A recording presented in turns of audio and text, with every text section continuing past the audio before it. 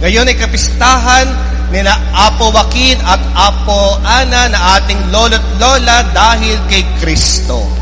Mapalad ang mga nakakita at nakarinig kay Jesus.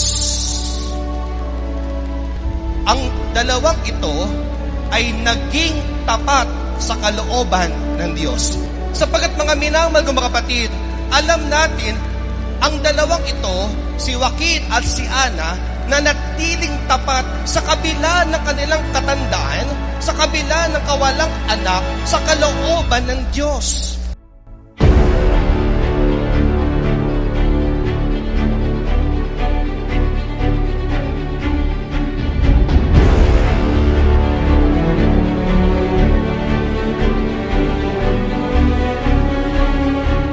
Anak ni Ana at Joaquin, katandaan ni Ana at Joaquin, sila ay nanatiling naglilingkod, nagdadasal sa Diyos na lumikha ng langit at lupa.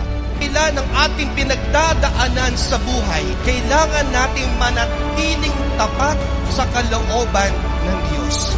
Sapagkat ang taong tapat, pinagpapala sa lahat. Ang taong tapat, ang kalooban ng Diyos, bumubuhos sa Kanya. Ang taong tapat, nakita ninyo, tapat si Ana, tapat si Joaquin, kaya ang pagpapala ng Diyos ibinigay sino? Si Maria.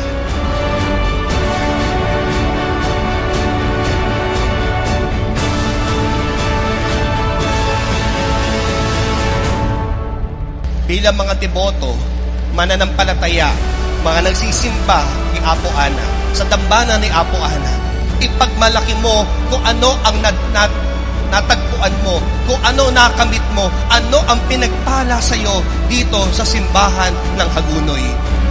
Alam ko may iba't ibang kwento tayo, kaya ka ngayon nandito, nagpapasalamat ka, kaya ka nandito, may hinihiling ka, kaya ka nandito sapagkat may ipinagdadasal ka.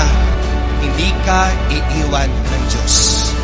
Maging tapat ka lamang, magkaroon ka ng mababang loob, katulad ni Joaquin at ni Ana.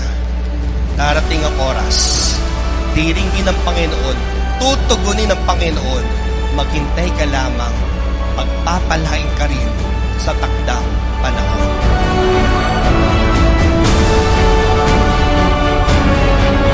Ngayong kapistahan ni na San Joaquin at Santa Ana, naway makita natin ang tunay na mapalad ay yung taong tapat.